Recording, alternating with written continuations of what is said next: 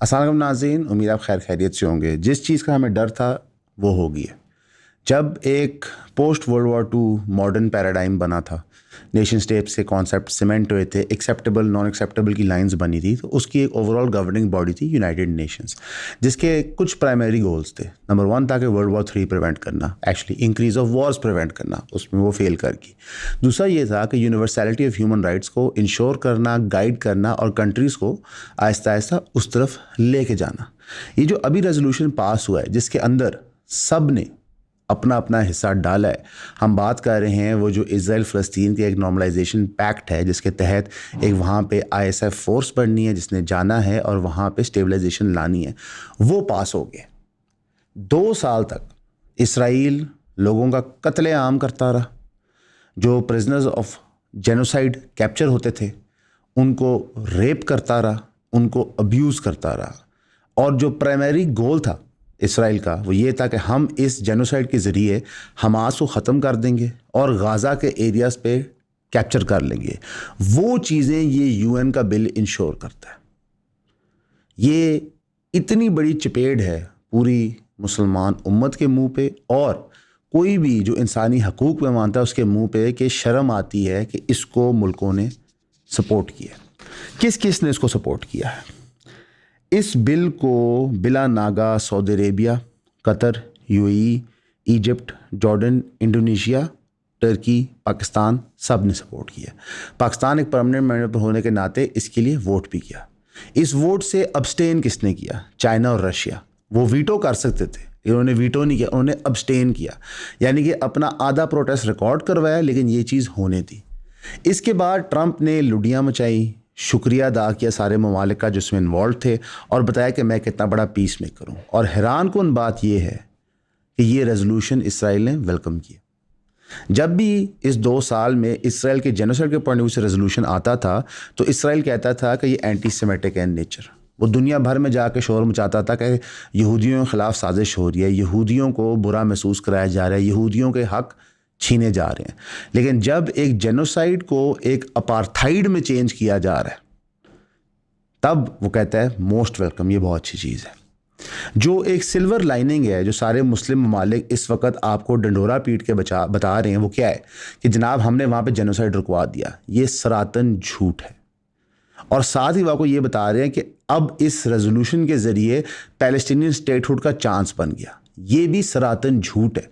In fact Benjamin Netanyahu ने अपनी ही cabinet meeting में कहा कि हमारी position on their being a Palestinian state या अथॉरिटी कभी भी चेंज नहीं किया, हम ये होने नहीं देंगे।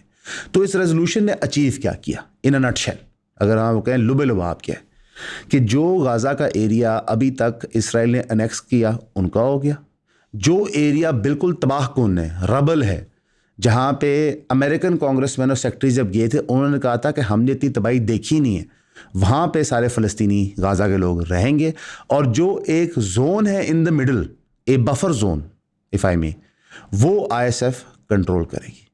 अब इस रेजोल्यूशन की डिटेल्स को हम डिस्कस करेंगे इस आर्टिकल में, लेकिन अनफॉर्चुनेटली वो हमारी मजबूरी है हमारे मैट्रिक्स ग्रुप में डिस्कस करना, क्योंकि ना तो सिर्फ YouTube ये कंटेंट डिमोनेटाइज करता है, बल्कि रियासत पाकिस्तान और कई और रियासतें इस पे इतना ब्रूटल क्रैकडाउन करते हैं कि आप सोच नहीं सकते।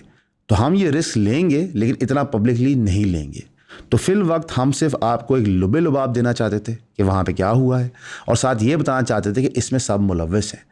आप लोगों की सपोर्ट की वजह से आज हम यहाँ पे हैं। आप लोगों की सपोर्ट की वजह से हम ये कंटेंट बनाते रहते हैं। आप लोगों की सपोर्ट हमें चाहे इनबॉक्स DM की मद में है, चाहे वो कमेंट की मद में है, या स्पेशली 3000 रुपये की सब्सक्रिप्शन की मद में है, हमारे काम को बहुत आगे लेके जाती है। हमें किसी प्लेटफॉर्म की तरफ से कोई सपोर्ट नहीं है। आपके सामने हमारा चैनल डिमोनेटाइज हुआ है, 1 दफ़ा नहीं 2 दफ़ा, उसकी वजूहत भी हमने आपको बताई हैं। डिमोनेटाइजेशन या फिर किसी की आवाज़ बंद कर देना बहुत गलत है, चाहे वो किसी भी इशू पे बात कर रहा हो। फ्रीडम ऑफ स्पीच के साथ खड़े हुए और हमें 3000 रुपये की सब्सक्रिप्शन प्रोवाइड करें। हमने ऑलरेडी ज़्यादा कंटेंट प्रोड्यूस करना शुरू कर दिया अपने पेड सब्सक्राइबर्स के लिए, और हमारी इवेंचुअली कोशिश होगी कि जो हमारा आधा कंटेंट है वो पेड सब्सक्राइबर्स के लिए ही हो। तो ईऑन फैमिली का पार्ट बने, 3000 रुपये दें, सब्सक्राइब करें। कई दिनों से हम आपको बता रहे थे कि ये चीज़ें आइसोलेशन में नहीं हो रही। सेंटोरस का मालिक जो आपका टूरिज्म के ऊपर स्पेशल एडवाइज़र है, वो जाके इसराइली काउंटर पार्ट को मिल रहा है। आप देखते हैं UN के अंदर आपके साथ एक non Israel sympathiser, pro normalisation of Israel खातून जो है वो प्राइम मिनिस्टर ख्वाजा आसिफ के साथ घूम रही है। हमें नज़र आ रहा है कि किंग ऑफ जॉर्डन यहाँ पे क्यों आया, क्या पैगामात लेके आया है। हमें नज़र आया कि हमारे रियासत ने जब ट्रंप का प्लान सामने आया तो कैसे जा के उसकी चापलूसी की, हालांकि उससे पहले खामोशी इख्तियार की हुई थी। तो as a nation we have failed, as a उम्मत we have failed, and as human beings we have failed. तो ये बहुत एक अफसोसनाक मार्ग, और इसके बाद मेरा ख्याल है यूएन अपनी लेगेसी सीमेंट कर देगा कि वो सिर्फ एक बॉडी है जो वेस्टर्न सुपर पावर्स की हेजेमोनी को इन्फोर्स करने के लिए बना हुआ है और उसका कोई मकसद नहीं है। इनफैक्ट अगर आपके पास ताकत है तो यूएन चुप करके आपकी बात मान लेता है। अगली स्टोरी की तरफ आते हैं, एक जाबिर से दूसरे जाबिर की तरफ। मरीम नवाज साहिबा ने एक बहुत बोल्ड स्टेटमेंट दी। उन्होंने कहा कि पंजाब के बच्चे मेरी रेड लाइन है, मैं हर किस्म का जुर्म जो बच्चों के खिलाफ होता है उसको पंजाब से ख़त्म कर दूंगी through digital technology and strong governance. एक प्रोटेक्शन सिस्टम मैं बनाना चाहती हूँ। बड़ी अच्छी बात है। वो कहती हैं कि कोई भी बंदा जो बच्चों के ख़िलाफ़ वायलेंस करता है वो इनफैक्ट इंसानियत के ख़िलाफ़ बगावत कर रहा है, और ये चीज़ बिल्कुल मुनासिब नहीं है। लेकिन ये बातें अप्लाई करती हैं उन बच्चों की जो PMLN को सपोर्ट करते हैं, जो PMLN के प्रोपेगेंडा को सपोर्ट करते हैं। अगर आपके वालिदैन PTI में थे या PTI के एक्टिविस्ट थे, उनको आपसे छीन लिया गया, क्या तब बच्चों के साथ ज्यादती नहीं हो रही? अगर आप एक बच्चे थे उस घर के अंदर जब मिलिट्री इंटेलिजेंस, ISI, पुलिस दीवारें फलांग के आपके घर में घुस रही थी, हरास कर रही थी, माओ बेटियों बहनों को हरास कर रही थी, तो तब ये रूल्स अप्लाई नहीं करते। अगर आप इमरान रियाज खान हैं तो ये रूल्स अप्लाई नहीं करते।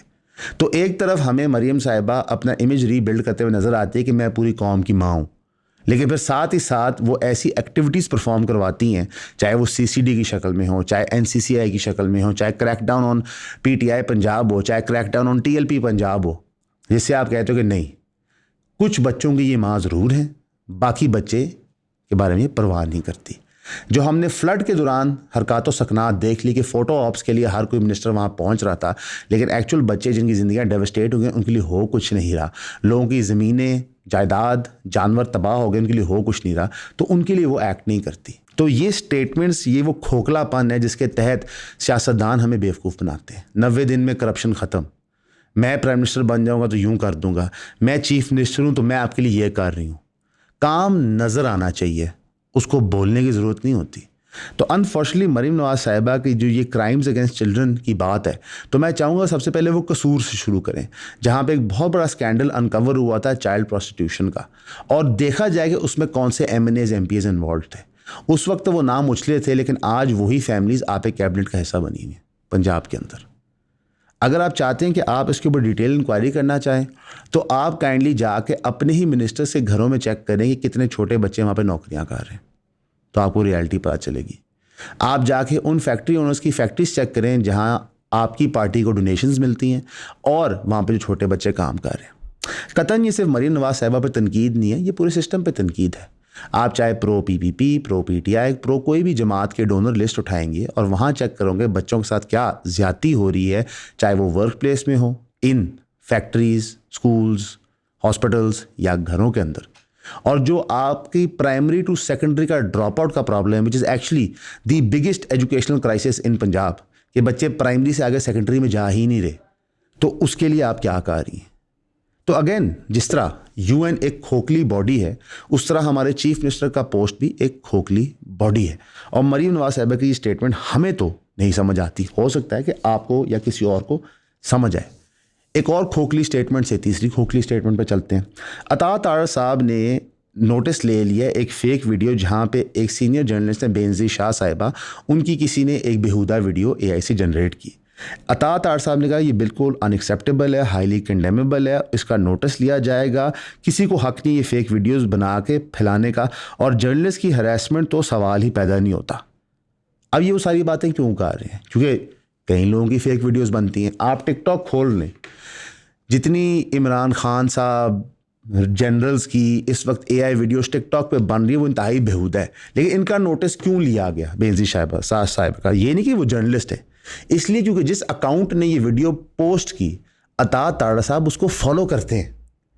वो प्रो PMLN ट्विटर अकाउंट है, उसका काम है गंद फैलाना, उसका काम है लोगों के ऊपर कीचड़ उछालना। तो तारड़ साहब all of a sudden back foot पे चले गए। साथ ही उन्होंने कहा कि जी मैं 1900 अकाउंट्स को फॉलो करता हूं और मैं नहीं कंडोन करता behaviour of this account, and also मैं आपको शुरू करता हूं कि एक्शन से खिलाफ लिया जाएगा। तारड़ साहब ने बड़ी पढ़ी लिखी बात की, उन्होंने कहा जनाब मैं 1900 लोगों अकाउंट्स को फॉलो करता हूँ, मुझे क्या पता हर कोई क्या पोस्ट कर, मैं गलत चीज़ों को कंडोन नहीं करता। काश यही रूल हर सियासी जमात पे अप्लाई हो जाए कि जस्ट बिकॉज मैंने पीटीआई को वोट दिया है, या मैं पीटीआई का एमपीए टिकट होल्डर हूँ, या एमएनए टिकट होल्डर हूँ, या मैं पीटीआई के लोकल बॉडी में काम करता हूँ, या मैं पीटीआई के लिए कॉर्नर मीटिंग्स कराता हूँ, तो आप मुझे और मेरे ख़ानदान को मत उखाड़ें सफ़ाए हस्ती से। जस्ट बिकॉज मैं रहता हूँ वज़ीरिस्तान में, इसका ये मतलब नहीं कि आप मेरे घर खाली करा दें, वहाँ पे लंबा लटा के लोगों की कमरों के ऊपर से चलें। काश तारड़ साहब ये रियलाइज़ करेंगे जो वो एंटी पश्तून प्रोपेगेंडा कर रहे हैं, एंटी अफ़गान प्रोपेगेंडा कर रहे हैं, इसका भी यही मतलब है। हर कोई सेम नहीं होता सर, लेकिन अपनी खाल की बाड़ी ये लोग कहते हैं कि जनाब हम तो इस ओपिनियन में नहीं मानते, हमारी डिसएग्रीमेंट है, लेकिन और लोगों की बारी हो तो आप सब सेम हैं। क्यों? क्योंकि आप गरीब हैं। गरीब चाहे सिंध का हो, चाहे बलूचिस्तान का हो, चाहे पंजाब का हो, चाहे केपी का हो, चाहे गिलगित-बल्तिस्तान का हो, चाहे आज़ाद कश्मीर का हो, सब सेम है। हम ये क्यों कह रहे हैं? क्योंकि जब आज़ाद कश्मीर की गरीब आवाम ने जो वहाँ पे फील करती थी कि रियासत हमारे लिए काम नहीं कर रही, उन्होंने आवाज़ उठाई एक्शन कमेटी के ज़रिए, जिसके बाद एहतजाज हुए, तो पंजाब इस्लामाबाद से पुलिस फोर्स ने वहाँ जाके क्रैकडाउन किया, एहतजाज रुके नहीं। फिर इवेंचुअली उन्होंने अपने पॉइंट्स प्रेजेंट किए, पॉइंट्स प्रेजेंट करके उन्होंने सरकार को मजबूर किया ग्राउंड कंसीड करने का। तो सीनियर पीएमएलएन लीडर इसके बारे में क्या सोचते हैं? सीनियर पीएमएलएन लीडर ख्वाजा आसिफ साहब कहते हैं कि आज़ाद कश्मीर की क्या सियासत है, उसकी सियासत की क्या हैसियत है। कल को जो कैबिनेट के हिस्सेदार थे, आज वही एहतजाज लीड करके अब अपने आप को प्राइम मिनिस्टर के पद पे बिठाना चाहते हैं। यानी कि उन्होंने पूरी की पूरी जो सियासत है कश्मीर के लोगों की, जो उनकी आज़ाद ख्याल सोच है, जो उनके रिसोर्सेज पे हक की जदोजहद है, उसको उन्होंने क्या कंक्लूड किया? ये तो सिंपल पेटी पॉलिटिक्स है। जस्ट बिकॉज ख्वाजा आसिफ और पीपीपी इस पेटी पॉलिटिक्स के आदी हैं, ये मतलब है कि पूरा पाकिस्तान इसका आदी है। क्योंकि कश्मीर का गरीब, इन इलाकों का गरीब, हमारे इलाकों का गरीब, इनके लिए बेमायनी है। They only make policies to appease home each other. अब नून लीग के आज़ाद कश्मीर टेन्योर के बाद अब फैसल मुमताज़ राठौर का टेन्योर शुरू हो गया। ये 16वें प्राइम मिनिस्टर हैं आज़ाद कश्मीर के। 16 बंदे आ चुके हैं आज़ाद कश्मीर में और उनके बेसिक प्रॉब्लम्स नहीं सॉल्व कर पा रहे। आज़ाद कश्मीर वो इलाका है जो इंडिया से आज़ाद होकर पाकिस्तान में शामिल है। वो लोग कंटिन्यूसली सेक्रीफाइसेस देते हैं, बॉर्डर पे जिदोजहद लड़ते हैं और बार बार अपनी ज़िंदगी को दांव पे लगाते हैं इंडिया की जारहियत को रोकने के लिए। आधे उनके रिश्तेदार जम्मू वाली साइड पे हैं जो ऑक्यूपाइड कश्मीर में, तो उन लोगों के साथ हम ये सलूक करें तो मेरी और आपकी क्या हैसियत है? देखिए, जो हमने मुहाजिर लोगों के साथ किया था जो पाकिस्तान आए थे, हम आज तक उनको मुहाजिर समझते हैं। वो आज तक 75 साल में पाकिस्तानी नहीं हो सके। तो जिन लोगों ने सेक्रीफाइसेस दिए पाकिस्तान के लिए, पाकिस्तान के कॉज के लिए, उनको हम ऐसे ट्रीट करते हैं, तो पंजाब, केपी, बलूचिस्तान और सिंध की क्या हैसियत? तो ये इन लोगों का एटीट्यूड और रवैया है। अब फैसल मुमताज़ साहब गालबन 8-9 महीने के लिए आ गए हैं, फिर इलेक्शन होगा, देखते हैं इलेक्शन में क्या रिजल्ट आता है, लेकिन ये प्रॉब्लम जाते हुए नज़र नहीं आती। आपको इन लोगों का दोगलापन और एक्सपोज करूं, पाकिस्तान पीपल्स पार्टी की पलवशा खान है, वो कहती हैं कि एफआईए और एनसीसीआई करप्ट इंस्टीट्यूशंस हैं। मैंने बनाए हैं, आपने बनाए हैं। एनसीसीआई किसने बनाई है? कोalition गवर्नमेंट ने बनाई है। वही गवर्नमेंट जिसके साथ बैठ के आप प्रेसिडेंट का पद एंजॉय कर रहे हैं, वही गवर्नमेंट जिसके पैसों के ऊपर बिलावल साहब दुनिया के टूर करते हैं, जिस PDM-1 के वो फॉरेन मिनिस्टर थे, उन्होंने एनसीसीआई बनाई है ना। तो बेसिकली आप ये कह रही हैं पलवशा खान कि NCCIA एक करप्ट इदारा है क्योंकि करप्ट लोगों ने बनाई है और क्योंकि आप उसमें शामिल हैं, लिहाजा ये एडमिशन ऑफ गिल्ट है कि आप करप्ट हैं। अवाम इस वक्त जिस लेवल ऑफ फ्रस्ट्रेशन पे है आप इमेजिन नहीं कर सकते। और अब हम दूसरी तरफ आते हैं, खोखले स्टेटमेंट्स की थीम को कंटिन्यू करते हुए। ऑपोजिशन अलायंस TTAP, जिसका प्राइमरी मकसद है कि पाकिस्तान में जमहूरियत रिस्टोर हो, कॉन्स्टिट्यूशन रिस्टोर हो, और वो लोग कहते हैं कि हम आवाम की विल को रिप्रेजेंट करते हैं, वो गालबन 50-60 बंदे सिर्फ इकट्ठे कर पाए सुप्रीम कोर्ट के बाहर। तो हमारे जो सपोजिड रिप्रेजेंटेटिव हैं उनका भी एफर्ट आप देख लें, और जो ऑब्वियसली हमारे रिप्रेजेंटेटिव नहीं है उनका भी आप एफर्ट देख लें। तो एक आम इंसान कहाँ पे जाएगा? एक आम इंसान की ब्रीदिंग रूम आपने ख़त्म कर दी। आपने उनको गुंजाइश नहीं दी कि वो अपने ओपिनियंस, अपनी वॉइसेस कहीं पे सुन सकें। अब जियो एक बहुत बड़ा इदारा है, उस इदारे के पास वास्ट नंबर ऑफ रिसोर्सेज हैं, पैसा है, वो अपना टाइम किन स्टोरीज़ पे लगाता है। जियो द न्यूज़ के जर्नलिस्ट हैं अंसार अब्बासी साहब, वो बताते हैं कि 4 हाई कोर्ट के जजेस ने रिक्वेस्ट कर दी है फॉर पेंशन डिटेल्स, यानी कि उन्होंने ये पूछा है कि जो हमारी पेंशनें होंगी वो कितनी होंगी। वो ये बताना चाह रहे थे बेसिकली कि जो जजेस होते हैं वो अब रिज़ाइन करना चाह रहे हैं 27वीं तरमीम के आने के बाद, और साथ ही साथ भी पेंशनों का भी देख रहे हैं। तो उन्होंने एक पेशन गोई की कि शायद 4 और जजेस रिज़ाइन करना चाहते हैं। हालांकि वो नाम जजेस के इनको शायद पता होगा, लेकिन अभी वो रिवील नहीं किया उन्होंने। जाहिर है उन्होंने सनसनी मचानी थी, चटपटा पैदा करना था, और मैं और आप ये स्टोरियां खाते रहेंगे, कंज्यूम करते रहेंगे, और ये सारे लोग मिलकर हमें बेवकूफ़ बनाते रहेंगे। सियासतदान, मिलिट्री, डीप स्टेट ये रूमर्स फैलाती है, ये रूमर्स वो जर्नलिस्ट को देती है, जर्नलिस्ट वो रिपोर्ट करते हैं, और ये पूरा इनका इकोसिस्टम ऐसे चलता है। ये बात है, जितने बड़े बड़े आप इन्वेस्टिगेटिव जर्नलिस्ट देखते हैं, इनकी इन्वेस्टिगेशन क्या होती है? फलां बंदे ने मैं फाइल दिखा दी, ये इनकी इन्वेस्टिगेशन है। ना ये विक्टिम्स को मिलना चाहते हैं। क्यों? मैं छोटी सी मिसाल देता हूँ। हमने 3 साल में कोई 25-30 वाइट कॉलर क्राइम स्टोरीज की हैं, 25-30। जब उनकी हम रिसर्च करते थे तो हमें एक भी मेन स्ट्रीम न्यूज़ आर्टिकल नहीं मिलता था, एक भी मेन स्ट्रीम न्यूज़ प्रोग्राम नहीं मिलता था। हम कहते कि यार हम जैसे जाहिल, हकीर, बेवकूफ़, नामाकूल लोग लाहौर में कम वसाइल के साथ बैठे हुए इन स्टोरियों पे काम करें जिन्होंने बिलियंस ऑफ रुपीज़ का नुकसान किया है, तो ये क्यों नहीं करते? क्योंकि ये हैंड इन ग्लव है। और दूसरा, ये जो न्यूज़ इकॉनमी है उस पैराडाइम में फिट इन नहीं करती, क्योंकि न्यूज़ इकॉनमी कौन बनाता है? Deep state. उनको कोई कंसर्न नहीं है वाइट कॉलर क्राइम से। उनको वाइट कॉलर क्राइम से तब कंसर्न है जब उनका पॉलिटिकल एजेंडा फुलफिल हो। मलिक रियाज तब विलन है जब वो वादा माफ गवाह ना बने, उससे पहले वो हीरो है, उसको सेलिब्रेट किया जाता है। अलीम खान साहब तब तक विलन नहीं थे जब तक खान साहब को उनका नीड थी। जहांगीर तरीन तब विलन बना जब जहांगीर तरीन ने अड़फस करना शुरू की। तो बेसिकली मरा कौन? मैं और आप। ये एक हार्श रियलिटी है। अब इस सब के अंदर एक और कर्व बॉल आ गई, और इससे ज़्यादा खोखली स्टेटमेंट नहीं हो सकती। हालांकि मैंने ये सरेआम बात की है कि मैं ख्वाजा साद रफ़ीक साहब को एक बेहतर सियासतदान मानता हूँ, और मैं समझता हूँ कि क्योंकि वो ग्रास रूट पॉलिटिक्स से आए हुए हैं तो उनकी अंडरस्टैंडिंग, ग्रिप सियासत पे और उनके असूल थोड़े ज़्यादा वाज़ेह होते हैं। लेकिन ख्वाजा साद रफ़ीक ने इस टाइम पे ट्वीट किया कि जजेस की रेजिग्नेशन एक डीप कंसर्न है फॉर डेमोक्रेसी लवर्स। उन्होंने ये वाज़ेह नहीं किया कि वो डेमोक्रेसी लवर हैं कि नहीं, उन्होंने ये वाज़ेह नहीं किया कि ये जजेस जो रिज़ाइन कर रहे हैं क्यों रिज़ाइन कर रहे हैं, और उन्होंने ये वाज़ेह नहीं किया कि इनकी रेजिग्नेशन में बड़ा क्लियर हाथ है मेरी अपनी सियासी जमात का। तो यानी कि यहाँ पे जलते हुए जिस्म को दे के सब ठट्टा मजाक कर रहे हैं, हर कोई अपने लुक़मे फेंक रहा है। क्यों? वो लुक़मे इसलिए फेंक रहा है ताकि कल को जब जूती दूसरे पैर पे होगी तो वो कह सकें देखें हमने तो आवाज़ उठाई थी। ये वही फार्मूला है जिसके पीछे हमारे लिबरल छुपते हैं, जिसके पीछे हमारे सहाफ़ी छुपते हैं। शाहज़ेब खानज़ादा भी इसी फार्मूला के पीछे छुपे हैं, जब उन्होंने कहा कि जनाब जो लोग मेरे पे तनकीद करें, ऐ देखो मैंने शहबाज गिल का दिफा किया। आपका एक अच्छा काम ऑन अनदर सिचुएशन ये रिमूव नहीं करता कि एक सिचुएशन में आपने घटिया काम किया है।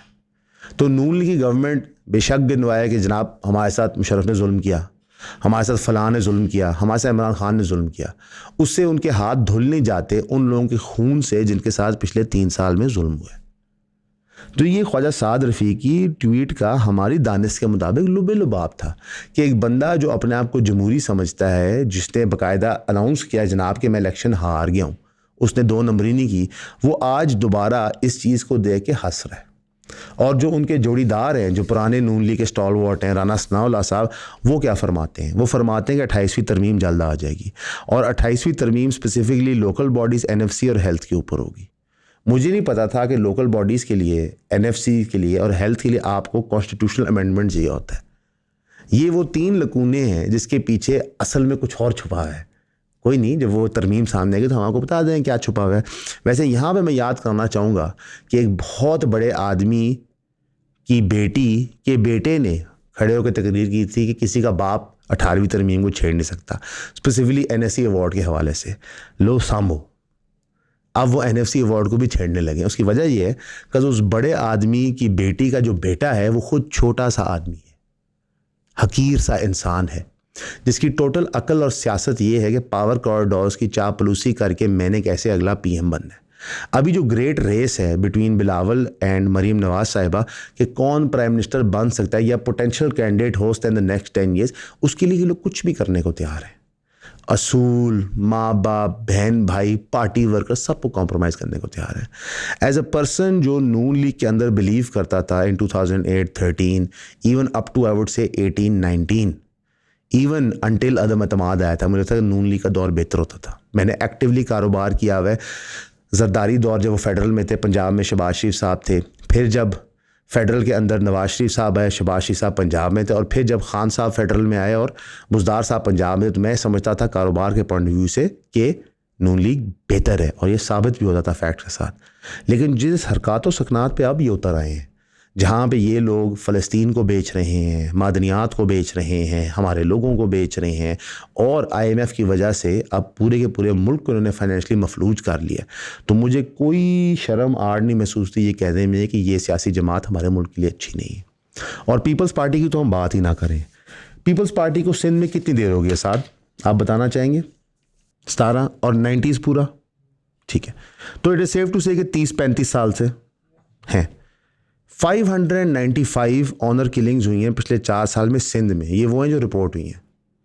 इस 595 में से 466 औरतें थी। सिर्फ 4 साल का डाटा दिया आपको उन क्राइम्स का जो रिपोर्ट हुई हैं। इसमें बाय द वे कराची के नंबर्स नहीं इंक्लूडेड, इसमें वो नंबर्स नहीं इंक्लूडेड कि औरतों को कत्ल कर दिया गया है लेकिन उनको ऑनर किलिंग कैटेगरी नहीं, किसी और कैटेगरी में डाल दिया गया।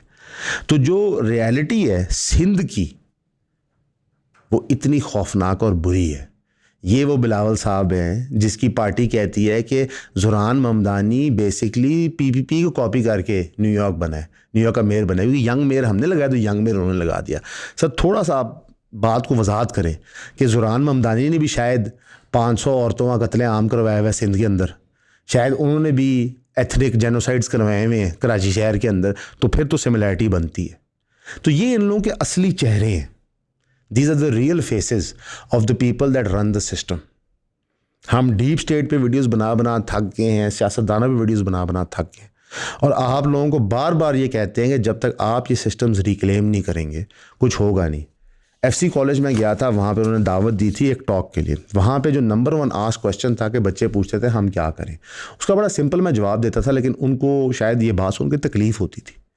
वो कहते जी अगर हम एहतजाज करते हैं तो लोग हमें मारते हैं। मैं कहा जी अच्छा। अगर हम आवाज़ उठाते हैं तो डाला आ जाता है। मैं कहा जी अच्छा। अगर हम सियासी जमातों को ज्वाइन करते हैं उन पर क्रैकडाउन होते हैं। तो मैंने कहा अच्छा। मरे बिना जन्नत नहीं मिलती।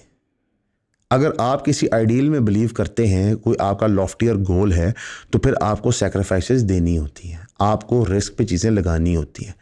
हमारे यहाँ हमारी गवर्नमेंट ने, हमारे माँ बाप ने हमें ये समझाया है कि बेटा अपनी जान और माल दाव पे नहीं लगाना, ये वर्कर है ना मरने के लिए।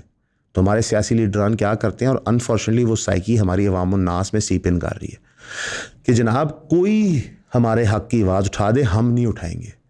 आज आप लोगों को जो जो ये वीडियो देखते हैं फैसला करना होगा कि आप अपने हक़ की आवाज़ उठाएं, आप अपने राइट्स मांगें, आप अपने गवर्नमेंट मैंडेटेड प्रोटेक्शंस मांगें। अगर आप नहीं मांगेंगे ये लोग देंगे नहीं।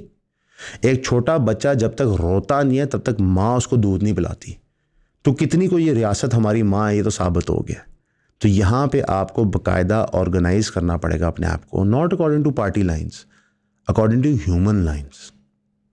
आप चाहे ईसाई हैं चाहे मुसलमान, उसके अंदर आप बरेलवी हैं, देवबंदी हैं, अहले तशीह हैं, कुछ भी हैं, चाहे आप कादियानी हैं, चाहे आप हिंदू हैं, चाहे आप पारसी हैं, अगर आप गरीब हैं तो आपकी कोई औकात नहीं। हाँ, अगर आपने ढेर सारा पैसा कमा लिया और आप सरकार को वो देने को तैयार हैं और सरकार के साथ चोरियां करने में तैयार हैं, देन यू आर समबडी। ये हार्श रियलिटी है। जागें, अपनी ये स्पेसेस रिक्लेम करें इससे पहले कि ये लोग आपको खा जाएं। हमारी दुआ कीजिएगा, हम आपके लिए भी करेंगे। हमेशा की तरह आपका सुनने का शुक्रिया।